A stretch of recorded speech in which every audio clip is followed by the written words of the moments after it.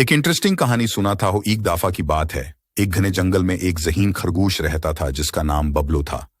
बिबलो बहुत होशियार और चालाक था और सब जानवर उसकी अक्लमंदी की तारीफ करते थे। जंगल की लोमड़ी, जिसका नाम फौजी था, ने बबलो के बाग को देखा और उसकी सब्जियों पर नजर रखी। फौजी ने सोचा कि क्यों ना बबलो की सब्जियां चरा ली जाएं।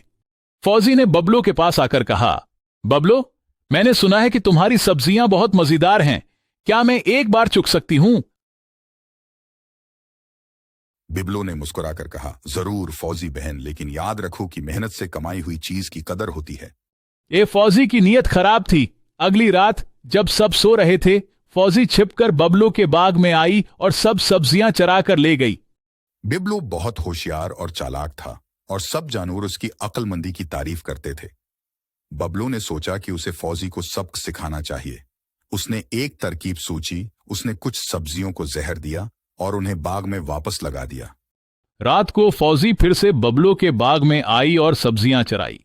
जब उसने सब्जियां खाएं तो उसे फौरन पेट में दर्द हुआ। फौजी ने जल्दी से बबलो के पास जाकर माफी मांगी और कहा, बबलो, मैंने तुम्हारे बाग की सब्जियां चराई थीं और अब मुझे बहुत तकलीफ हो रही है। मुझे माफ कर दो। बबलो ने मुस्कुराकर कहा, मेहनत का फल हमेशा मीठा होता है। फौजी ने वादा किया कि वो अब हमेशा ईमानदारी से जिंदगी गुजारेगी। ये कहानी हमें सिखाती है कि मेहनत और ईमानदारी से ही हकीकी खुशी हासिल होती है।